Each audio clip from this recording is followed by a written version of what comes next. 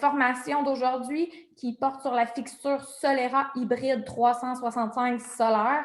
Qu'est-ce que ça veut dire? Bien, avant de rentrer dans le vif du sujet puis parler des spécifications, je pense que c'est important là, de parler, en fait, de faire un topo sur ce qu'on trouve comme luminaire extérieur, puis vous donner un petit peu plus de détails sur c'est quoi un luminaire qui est 100% solaire. Et ça va nous permettre de démystifier ensemble c'est quoi une fixture solaire hybride. Donc, je vais laisser la parole à Vanessa. Merci. OK. Fait que comme Corinne elle expliquait, je pense que c'est très important là, de passer à travers ce qui est déjà existant en ce moment sur le marché. Donc, tout le monde connaît le HID. Puis c'est encore très présent là, dans notre marché. Sur le terrain, là, on en voit quand même encore beaucoup. On a le DEL et on a aussi les fixtures qui sont 100% solaires. Donc, je vous ai mis des petits signes de dollars sous nos dessins, vraiment pour illustrer c'était quoi la comparaison entre notre coût d'énergie en HID par rapport au DEL et par rapport aux fixtures solaires. Donc, si on voit le HID ici, 3 signes de dollars, donc c'est ce qui va nous coûter le plus cher en ce moment en coût d'énergie. Notre DEL, si on compare au HID, c'est vraiment à peu près le tiers en coût d'énergie. Et si on regarde la fixture solaire, c'est 0 $. En regardant cette fiche-là, je me dis, si je pourrais investir dans une fixture pour éclairer un espace, j'aimerais ça que ça me coûte un gros 0 $. Okay? Donc, c'est celui que je trouve le plus intéressant. Mais pourquoi qu'on n'en voit pas plus sur le marché en ce moment? On va regarder un petit peu plus les embûches de l'éclairage solaire sur le territoire canadien en ce moment. Okay? Si je prends une fixture qui est 100% solaire, c'est très, très, très dispendieux en ce moment à l'achat. Donc, c'est surtout des systèmes qui existent, panneaux séparés, avec un système de batterie normalement qu'il faut enfouir au sol et il faut considérer le coût du poteau. Okay? Nos batteries en ce moment, pourquoi il faut les enfouir au sol? C'est qu'ils ne sont pas résistantes du tout au froid. Donc, au Canada, nord des États-Unis, il fait très froid. Les batteries, on n'aime pas ça. La température. On n'habite pas au Texas ici. Donc, c'est super important de considérer qu'on a beaucoup de journées qui vont être très, très, très nuageuses et des grandes périodes de froid. Et l'emplacement. Si on regarde les petites images ici sur l'écran, c'est très important de comprendre qu'un panneau solaire, une fixture solaire ne peut pas être installée n'importe où. Donc, si on installe notre fixture en dessous d'un arbre ou sur le côté d'un édifice où est-ce qu'on a des murs ou des objets qui vont être entre le panneau solaire et le soleil, ça ne fonctionnera pas. Comment marier le 0 $ de notre fixture 100% solaire et le LED? C'est là que Light Efficient Design en est venu à dire pourquoi pas créer une fixture qui est solaire, mais qui va tirer du courant pour les journées où est-ce qu'on a trop de nuages, où est-ce qu'il fait trop froid ou qu'il y a des objets dans le chemin. On a maintenant une fixture qui est solaire et électrique, qui éclaire 100% du temps. Bien, je pense que ça vous donne la raison pourquoi Vanessa et moi, on pense que le Solera, c'est le luminaire qui est le plus intéressant sur le marché en ce moment en termes de fixture extérieure. Mais il faut vraiment avoir le bon mindset en tête si vous voulez qu'il fonctionne réellement. Donc, si vous voulez maximiser votre économie, si vous voulez aussi réduire votre empreinte environnementale, il est primordial d'essayer de le traiter à la base comme un luminaire qui est 100% solaire. Parce que si vous prenez pour acquis l'électricité, bien, vous allez prendre probablement les mauvaises habitudes, qui est de ne pas l'installer à la bonne place, le mettre où il y a de l'ombre et des trucs comme ça. Donc, on n'est pas les seuls à penser comme ça. L'équipe de Light Efficient Design a justement focusé à optimiser les caractéristiques d'une fixture qui est 100% solaire pour vous permettre d'utiliser le plus possible l'énergie du soleil. Donc, ils ont décidé de se concentrer sur 4 caractéristiques du Solera.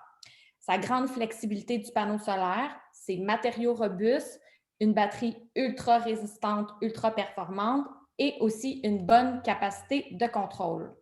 Donc, on va commencer par parler de sa flexibilité. comme l'a expliqué Vanessa tout à l'heure, là, les arbres ou bien les bâtiments qui font de l'ombre aux panneaux solaires, ça a un impact direct sur la charge de la batterie. Puis en plus de tout ça, la localisation sur le globe, ça joue également un impact. La plupart des appareils que vous trouvez sur le marché, là, ça a un panneau qui est fixe. Ça, c'est vraiment pas idéal au Québec. Si vous regardez sur notre schéma à l'écran, nous, on se trouve dans la zone qui est bleue. Vous pouvez voir à côté, il y a un petit signe, un 45 degrés. Si vous voulez aller chercher le maximum d'ensoleillement, vous allez devoir avoir un angle qui est à 45 degrés. Comme vous pouvez le voir sur l'image ici, le mécanisme justement du pivot du Solera hybride, il a été pensé pour être manœuvré dans plusieurs directions puis aller chercher le meilleur axe solaire possible.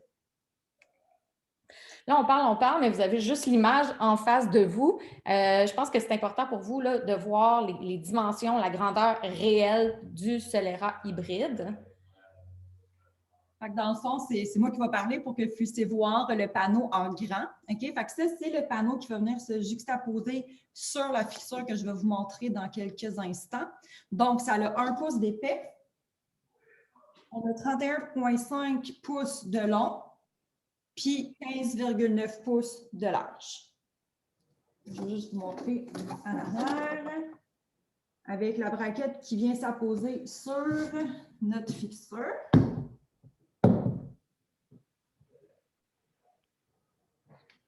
C'est des éléments qui sont quand même assez lourds. Fait que c'est à ça que ça ressemble notre fixture ici. On a 16,3 pouces de long. On a 11,2 pouces de large. Notre fixture complète pèse 30 livres. Donc, on peut voir aussi que Vanessa s'entraîne beaucoup parce qu'elle tient ça comme si c'était de la boîte. OK. Fait que dans le fond, vous ne vous faites pas toucher, mais juste pour vous dire, c'est vraiment un élément, une fixture qui est bâtie solide, faite en fonte d'aluminium. Elle vient aussi avec tous les types d'adapteurs pour les types de poteaux qui sont existants en ce moment sur le marché. Donc, si vous avez, dans le fond, c'est ça le but, c'est qu'on va réutiliser les poteaux existants. Vu que c'est un hybride, on utilise et le soleil et l'électricité. Donc, on enlève la fixture qui est existante, on la met de côté, on prend notre fixture solaire hybride et on la met sur notre poteau avec un des adapteurs qui est ici.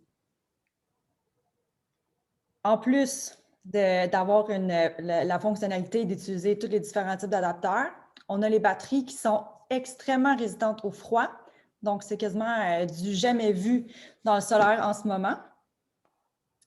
Notre batterie va charger entre moins 20 degrés Celsius et plus 60 degrés Celsius. L'appareil au complet va continuer à fonctionner entre moins 40 degrés Celsius et plus 60 degrés Celsius. La charge maximale, OK, se fait en 7 heures d'ensoleillement. La batterie, elle va contenir 50 heures d'utilisation. Puis, on a une batterie qui est remplaçable. Merci, Vanessa. Quatrième caractéristique du Solera hybride, c'est sa grande variété de réglages. Donc, chaque Solera vient avec une télécommande pour gérer les différents paramètres de détection de mouvement puis de gradation d'éclairage. Vous avez donc entre les mains une fixture qui s'adapte réellement à tous les genres de situations. Là, vous êtes peut-être en train de vous demander où est-ce que je peux bien en installer un. Par exemple, peut-être que vous pensez l'installer dans un parc. On en a vu installer dans des stationnements publics. On en a vu installer sur des pistes cyclables. Donc, ça vous prend réellement une fixture qui puisse s'accommoder. Quoique les fonctions là, de détecteur de mouvement puis de gradateur semblent être le but premier de la fixture, l'objectif, c'est plutôt de maximiser la durée d'utilisation de la batterie. Il faut toujours garder ça en tête. T'sais, rien ne vous empêche de laisser votre niveau d'éclairage à 100% toute la nuit, mais la batterie va se décharger plus rapidement. Donc, c'est là que vient un peu en compte là, le détecteur de mouvement puis la gradation. Donc, à la place, je vous ai mis un petit exemple ici, on pourrait se dire, bien, entre 18 et 21 heures pendant l'heure de pointe, à la tombée de la nuit, on va démarrer notre éclairage à 80 %. Par contre, après 21 heures, je n'ai plus beaucoup de piétons, je n'ai pas beaucoup de voitures qui passent, on va diminuer à 50 le degré d'éclairement pour quand même rester avec un éclairage qui est sécuritaire, là, pas tomber dans le noir total. Par contre, si j'ai un animal, si j'ai un piéton, si j'ai une voiture qui passe, bien là, à ce moment-là, remonte le pourcentage d'éclairement à 70, 80, 90, comme bon vous semble. Mais c'est vraiment de cette façon-là que vous allez pouvoir maximiser la durée de vie de votre batterie. Paramètres de la télécommande, si vous voyez, Vanessa a la vraie entre les mains. Moi, je vous avais fait un petit schéma ici. Donc, comme je vous ai dit, chaque Solera vient muni d'une télécommande. Par contre, vous pourriez décider d'en utiliser une seule pour votre réseau de fixture Solera. Comment ça fonctionne? C'est assez simple. Vous avez un plus, vous avez un bouton moins. Ça vous permet d'augmenter et diminuer les données. Quand je parle de données, on parle ici de la durée d'éclairement, la puissance que vous allez sélectionner, la sensibilité de la détection du mouvement puis de la gradation. Ça, c'est vraiment avec ça que vous allez jouer. Vous avez le bouton test pour tester plusieurs niveaux, justement, de lumière. Quand vous êtes fixé, vous appuyez sur le bouton 7, qui était le bouton central pour définir vos paramètres. Et ensuite, le bouton Send pour envoyer les paramètres de travail à votre luminaire et ou à la suite des luminaires là, que vous avez sur votre circuit.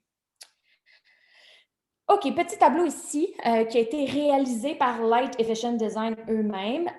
Dans le fond, ce qu'ils ont fait, c'est qu'ils ont étudié une douzaine de villes, incluant Montréal, où ils ont comparé le coût d'opération entre une fixture 250 watts HID, qu'on retrouve encore dans bon nombre d'utilisations, avec le Solera hybride.